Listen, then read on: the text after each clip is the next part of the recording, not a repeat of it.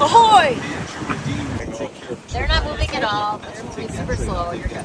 Yeah, go ahead. Yeah. Oh, here we go. Where should I go? Hold on. Ahoy!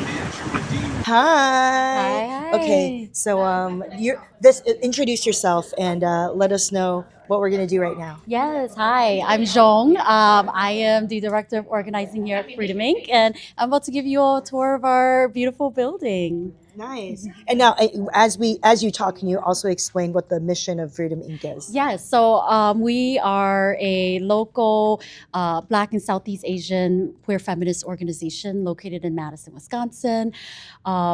We couple radical direct services with leadership development, political education, and push out powerful campaigns to really transform the lives of our community. So excited about that, and excited to be in this work of really making sure that survivors are the protagonists of their stories, and really the drivers of change. Look at that, snaps all around. So this is beautiful. How did this building come about? This is, sometimes when people think about grassroots organizations, oftentimes the complaint is, obviously you're still going to want more resources, but this is a tremendous asset for the organization. Like, how did this all happen? Yes, so we've always never had a home. We used to function from a very, very small office rental in the Bayview Community Center, which is like almost, it's on the south side, central Madison, right next to the UW-Madison campus. Okay. And you can literally only fit like 2 people in there, and it's already a really tight squeeze. So a lot of the work that we did was always meeting community where they're at. Whether that was like we just run programs at parks or run programs from people's offices, people's homes, basements, or asking to be at other community centers and public spaces. So it was always a dream to have a space of our own, because one thing that we also noticed was that because we're a Black and Southeast Asian organization, we're unapologetic about it, and because we are queer and trans, many of our people got policed wherever they were at. It was like, you're being too loud, you're being too that, and it was all coded language. So our community always dreamed of what would it look like for us to have our own space and our own home. So we've always been the search for a home and for bigger space, because as we were doing the work, we had more and more people wanting to be a part of the building of Freedom Inc. and wanting to be a part of the mission and wanting to be a part of the transformative work that we do. So in 2019, we were fortunate enough to find this building and be able to purchase it. And we were really excited about it. And we had so many dreams about what we can do with it, what programs. And on top of that, the most exciting thing was we're like, oh my gosh, we get offices. This is so beautiful. Yes. This is what I'm saying. Like, most grassroots organizations don't have this. Yeah. And so whatever y'all did, you figured it out. Yes. It's so much freedom and power to be able to own the land that you're working on, right? Yes. Yeah. So we're really excited about it. But of course, COVID hit. So, but we still found our ways to manage. And of course, we're back in our office, but we're still working on, planning it out, vamping it up for our community to really make it home. So we're really excited to be in this space, and then also to share this space with like other community organizations. So our building is huge, so we're able to rent out some spaces to community organizations doing amazing work as well. That's so smart. I love that. So give us the tour. Yes. Give us the tour. So right here in our space that we're currently in is what we call our admin wing, just because historically we've had a lot of the offices have been where our administrative operations finance team members have been a part of, and our executive team. And it's also where we do a lot of our training, staff meetings, leadership development for our staff. Awesome. Yes. And then I'll walk us over here, which is a little messy. It's like a little area for our staff. Kitchen, Yes, all of that. our little I get fake it. kitchen. Which, by the way, we are getting a real kitchen, and we're really excited about that. Our members are excited about that. Ooh, it's so important. Yes. Yeah. So that they can cook. So all of our members have been talking about how they're ready to come into our kitchen and cook. So now we're entering into what is called our QTI wing, or our queer, trans, intersect wing. Look how gorgeous this is. Yes. So this is where we center and have built a lot of our programming and spaces with our queer and trans community members and participants. A lot of the things that are on the wall, we still got to change up. But if you specifically see our Plus member highlight, this was actually a wall that our members put together because they wanted to highlight themselves and the joy that they are celebrating here and building with each other. Because they have talked about not seeing a lot of that, right? Being queer and trans in these moments, or as long as we can remember, a lot of the media that you see is around all the transphobia that's happening. Who is the next trans person that was murdered? So they really wanted to build a wall in the space to say, like, hey, we're here. We're building family, and we're celebrating life and joy. I love that you call it a plus member Yes. highlight. It's like you're not just a member, you're plus. Yes, and plus actually, because plus includes everything. Yeah, and plus is actually our program name for our LGBTQ program. So plus stands for, plus is people like us. Okay, Yes. I like that. That's like much simpler than Yes. Yes. Right? And then we have like all the photos that they taken. So this bigger canvas photo was 2 years ago when we had our Pride dinner with our Plus folks. Yeah. So it was a private event. Just because we were working and really building trust with them. And for many of them, when we first threw it, so that was our second year, but when we first threw it, they were so excited because they're like, oh, we're dressing up. Oh, we're actually being intentional about dressing up with each other and like having a really nice dinner. And for many of them, because we have different age range, they're like, this is my first like Pride event. This is the first time I can dress up and be truly who I am. And we were really excited about that because we actually had a member who was with us for many, many, many years. And through being in our program, she felt comfortable enough to come out and say, hey, I'm trans. I want to go shopping with you all. And we were able to go out and buy some clothes that they felt really comfortable and felt like it expressed their gender identity, and be a part of the dinner with all of us. That's awesome. Look at it. That's beautiful. I like how the admin side is so much like office and this side is so warm and nice. Yeah. Look at this. Yeah, we really love that. And then we also have our queer power wall. It lights up, but again, a space for people just to celebrate and love on each other. Yeah. And then at the end over here, these are actually some pictures and artwork that we did in collaboration with one of the young person in our community. Yeah. So this was really much to get our community out. This was a part of our community power building campaign work to get people out to really exercise their right to vote, right? Yeah. We know that voting isn't the solution, but it is one of the tools that we can use to try to push and make changes, because we need to push on all ends, right? Oh, that's right. At different levels. Yes. This is beautiful. I just want to highlight this. I like this scrolling rainbow. Beautiful. I love that. I love how you center art, you know, in all that you do. I think that makes sense, given that, like, you know, you agree to like having this like random comedy show that you get it. Not random. We love it. We were so excited to be selected. Okay, come on, let's keep going. Yes. Let's keep going. And then over here, this is our community power building wing. Yeah. And again, because predominantly historically, it was the offices of a lot of our community power building organizers, where they do a lot of year-long civic engagement organizing and pushing out of our campaigns. Look at this space. Yeah. As someone who used to work in community organizations and in the labor movement, to have all this space that's just open is so nice. Yes, it's so versatile. Because you can do so many things. So like, many even just things. This space, like the fact that That's like an art installation, just having people hold up. Yeah. That's an art installation, just having people hold up the banner so that they can actually trace the words. Like, that's beautiful. We love this. Oh, Hope, did you? Okay, sorry. I had to What check happened? to make sure they had the fan.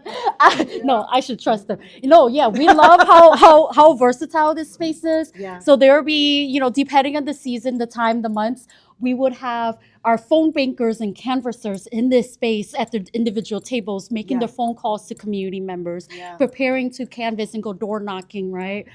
We've also held like our community freedom schools here. So we just had one recently to like talk to people and prepare them on like how do you prepare a successful testimony and telling your story to elected officials because if we stay silent, that is how the violence continues, right? So we must tell our stories to break that silence. So we did a lot of that work here. So this space is very versatile for us. And actually at one of our events, we actually put this together. And this was really much to collect data information from our community around some of like the work that we're doing and what it means to them, right? So like when we talk about like divest, invest, right? A lot of people think around like, well, why are we taking the money away? What are we actually going to do with the money? But our community actually wrote what they want the money for, right? Like they said, like they wanted to make food affordable, that they want safe housing for Black and Southeast Asian survivors. So this is like some of the activities that we're able to do with our community on specifically, yes, this is our People's Platform wall on like a lot of the work that we're doing and what does it mean. Yeah. It's so beautiful. And I love that like art is at the center of it because it's actually like so pretty and crafty. It's not just like plain paper, like someone really put thought into this. Yes. No, and we loved it because also we know that with us working with our community, right? Language is a huge thing. Yeah. And it's not just like, oh, do you speak English or not? But even how people retain and understand and their learning style and all that. So we wanted to make it accessible as possible, right? Saying like, hey, we're going to take these fruits and vegetables and grow our garden and grow our People's Platform, right? I love it. Draw it out. We help you write it. You tell us so we can put it on here. So it was definitely a very fun activity for our folks.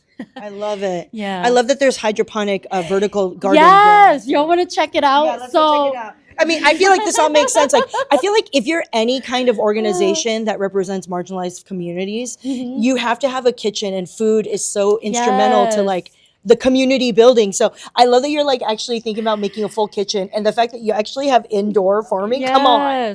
Yeah. So we've been testing this out, and I know right now the stuff is a little fried, but we've been testing it out. This is our first time testing this out because we're like, what does it also look like for it to be year long and for us to have it inside, and just like, I think for us in the space, like what you said, it's important to have the art and the colors, but also just other living things here, right? We know that when you have plants, when you have all these beautiful things in the space, it's just, it makes the space a lot more homey. It makes it a lot more safe. It makes it a lot more just healing for our community. So I know everybody's always excited to see this. Though one of our staff, Miss Jewel, she says that the vegetable tastes interesting. She says she doesn't trust it. She does not trust it.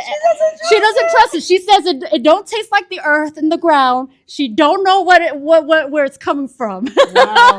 Listen, that's fair. That's fair. Yes. The terroir. Terroir. Terroir. And then I'll take y'all down to our other level, which is going to be, I'll show y'all this. Ooh. So it's a little messy right now, but we love this room because of the window and how open you can see it. So we call this our healing room. So it's a space that's open to all staff and our community where they can just sit in here, enjoy the light, take a moment of silence, all of that. So we've used this space in many different ways.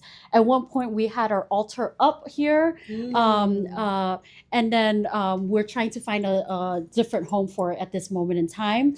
But it's a space where we've also have done some like accountability, hard conversations, and all of that, right? So yeah, but it's a beautiful room. We love it.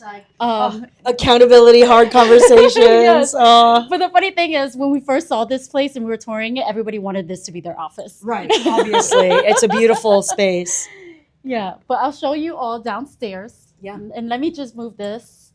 Oh. This was put here so that the baby doesn't go down the stairs. Oh, yeah. No baby going down the stairs. So down here is going to be our youth justice wing. Yeah.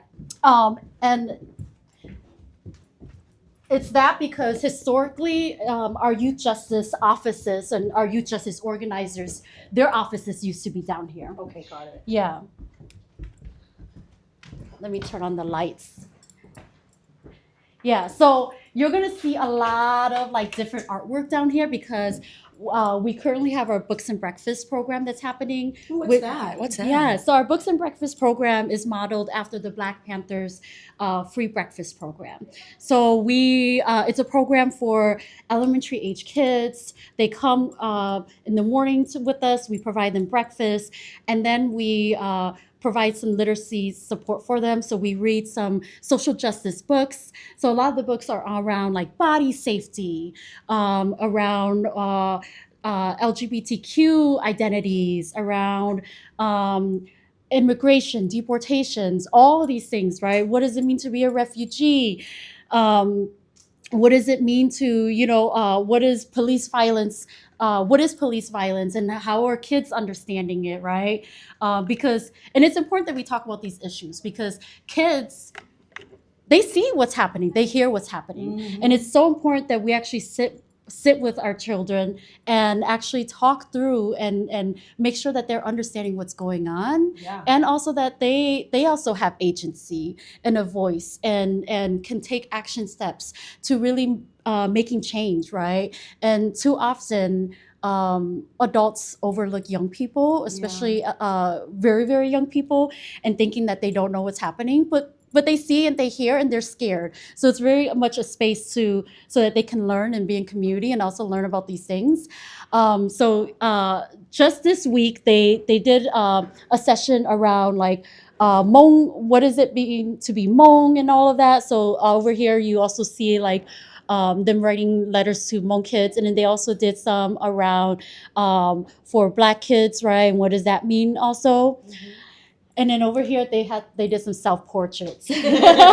But this is our computer lab that our community and young people can use if they need access to like internet and the computer. So many resources. Yes. And we're really excited about that because we know, especially when COVID was going down, the shutdown, a lot of folks didn't have access to computers and reliable internet and reliable like actual quiet spaces to do their work. Yeah. So we were able to kind of like schedule some stuff for folks to actually be able to use the space. So we were really excited about that. This is so beautiful. Yeah. And then, yeah. Can I just have a moment for the ponytail? Yes. I just admire the ponytail. The ponytail's so good.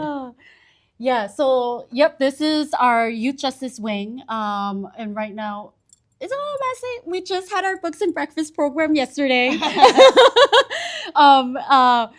But we also use this space for all of our other programs. And then we're still working on, clearing out some of these offices and making better use of them. There's a sewing machine in one of them. Yes. So over here, we actually have these nice big industrial sewing machines. I don't know if they're industrial. I don't know why I said that, but they look really industrial to me. Yeah. And it's sewing machines that our community can actually use. So we also have like some nice like African fabrics that our community a couple years ago we did a project with our Black elders, and they were able to make their own outfits for our end of the year member party. I love that. So great. Yep. There's that, and then these other rooms are pretty much our rooms where we can do like they're quieter rooms and more private, where we can do our intakes with folks who are needing direct services and all of that. Yeah. And then hopefully this door isn't open, But through our Books and Breakfast program, one thing we also notice, one thing that's great about it is that all the books we read, we provide a lot of copies so families can take it home and build out their own library. I love that. And I really, really love that because I remember being a kid and I remember being asked, like, what's your favorite children's book? Bring your book to school. And I remember being really sad because we were so poor, we could not afford any books, right? So I think just doing that, like, and allowing young people to build out their library and not feel shame around whether they can afford it or not is amazing. And on top of that, we have also built out our own, it's locked. But we can peek in. Yeah, our own library so that for anybody who's visiting, if they want to read, sit in here, and look through the books, they can, and they can take it home and bring it back to. But we have all the copies of the books. That's awesome. Yeah. Yay! This is so beautiful. Yes. Yeah. Is this pretty much it? We have downstairs in the I'll walk, but the other spaces aren't that exciting. No, but this is great. I feel like this really gives a sense of what Freedom Inc. is about. You know, it's direct community spaces and resources and services as well as the organizing component. And then over here, we called our mutual aid wing because at one point we actually had a lot of freezers and fridges in here and did a lot of our packaging and support to do our mutual aid food pantry for our community. Yeah. And then with COVID, when that happened, we knew that we couldn't just stop with providing that service, right? And what would that look like? So then a lot of it was that we did a mobile food pantry mutual aid for our community. So we will pack up our van with all of the supplies and park at the neighborhood and let our folks know that we're going to be there so they can pick up their items. Yeah. But as of now, we are currently doing meal kits for our members because that is something that they said too, where they said, hey, at food pantries, it's great that we're getting items, but a lot of times it's so random, and then we have to figure out what to do with them. So through our feedback from them, we developed meal kits where we can actually buy all of the ingredients or majority of the ingredients for certain meals, and then they can actually make it at home. With the recipes and stuff. Yes. I love that. Yes. Tell me, how does one become a member of Freedom Inc. to be able to participate in things like this? Yes. So you can become a member by a lot of times folks by coming to our programs. Basically, a lot of it is that show up, continue to show up, and then we love it when you can also volunteer with us. Okay. Let's walk back upstairs while you talk about this. Yeah. We can go out this way. Yeah. Oh, and then I'll show you all downstairs. We'll go back upstairs. So basically you ask members to participate and volunteer. To participate, volunteer. Oh, we got a piano. Oh, yes. We have some little mobile people movers. Oh, yes. So these are definitely because we know that a lot of our folks who come, they may not be able to walk. Yes. So being able to have access to this, and also when we do our canvassing and door knocking, not all of our canvassers can walk long, but they want to be a part of the door knocking. Yeah. So making it as accessible as possible for folks. I love that. Yeah. So listen, you participate, you volunteer, and then you become a member. Yes. Yep. Corey's coming. And then we can and this is our front area. Oh, let me open the door. Yeah. This is Hey, come on in. Okay. Are we recording? Oh, okay. So Hi. this is y'all's lunch. This is lunch. Hi, I'm Jenny. Yeah. I heard that I'm supposed to talk to you later, no? No, Caleb. This is Hong. Yeah. I'm putting you on camera. Okay. Hey. What's your name? Pong. Pong. Good to meet you. I'm Jenny. Nice to meet you. What's food? Let's get a preview. What's in here? Let's open it up a little. Let's see. Chicken. Cold chicken. So this is a Hmong. This is definitely a Hmong, like traditional Hmong dish delicacy. Cold chicken. I love cold chicken. I like how in English it doesn't sound as good, but my mom and my family love cold chicken. Oh. You know, I like to understand people of different cultures. Look at these big old land Jaeger. The hell is land Jaeger? And so when I'm in Wisconsin, I feel like I need to understand white people culture. I think that people should start thinking, should we, and like instead of should we, like No, not can we, should we? like right. Yeah. We don't. We should. Yeah, we should. Why? Why? Dunker.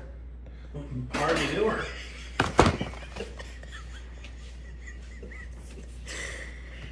I don't know how this is gonna taste. I know how Mountain Dew tastes. It's not great. Mountain Dew Dunker Donut. What do you think this will taste like?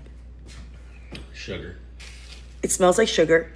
It smells like lime, because that's how Mountain Dew kind of tastes, right? No, there's nothing about Mountain Dew that tastes like lime. It tastes green and limey. Mountain Dew just tastes like sugar beverage. Okay.